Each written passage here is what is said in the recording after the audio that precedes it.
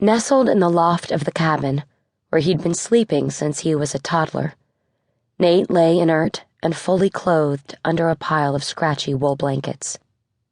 Downstairs, he could hear his parents' low murmuring back and forth, his mother's voice a quiver of contralto, his father's the rumbling, steady bass that vibrated through every memory Nate possessed.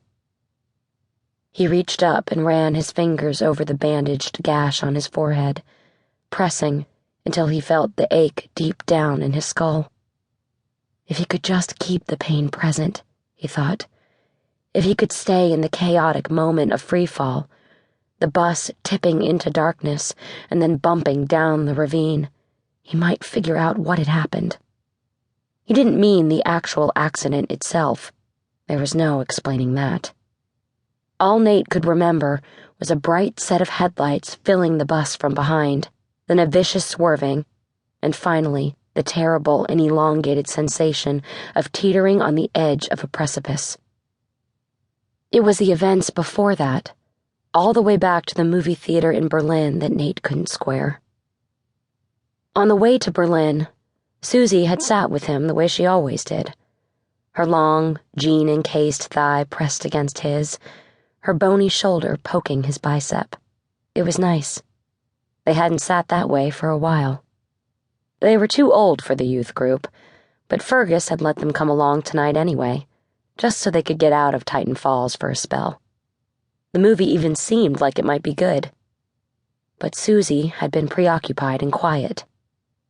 She didn't nudge Nate with the point of her elbow and ask if he'd heard any filthy jokes lately.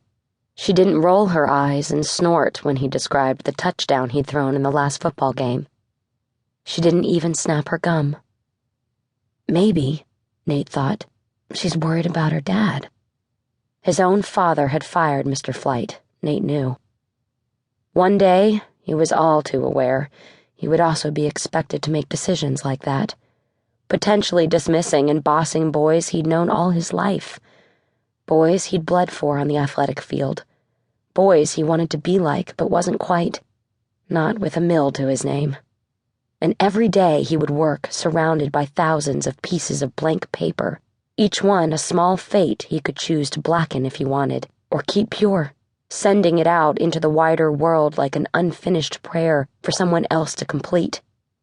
It was a freedom Nate envied. All the pages of his life were already thoroughly inked with the soot and grease of the mill. His future, written for him. His breath had fogged the bus window, muddling his thoughts. The bus lurched over a pothole, and Susie fell against him, her body a familiar and comforting weight, but with curves now instead of little girl angles. An electric jolt buzzed along Nate's ribs and spine, but if Susie felt it too, she didn't show it. Instead, she squeezed the red mittens she was holding and straightened herself back up, making herself separate again. A lump formed in Nate's throat. Maybe, he thought, she's in love with someone I don't know about. She was antsy during the movie, sighing a lot and jiggling her legs, crossing and uncrossing her ankles. Finally, she stood up and threw her coat around her shoulders.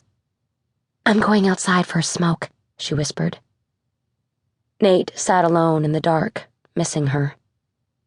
The fact of her empty seat bothered him, as did Susie's newish habit of cigarettes and her apparent amnesia when it came to any of their old jokes.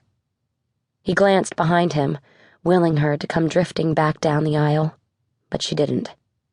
He waited another heartbeat, then another, and then at last stumbled over legs and knees in the dark, apologizing as he passed.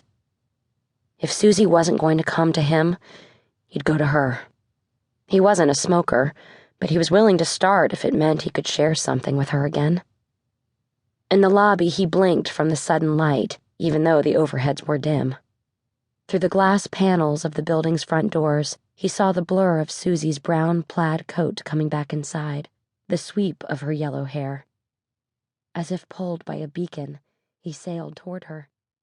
"What are you doing?"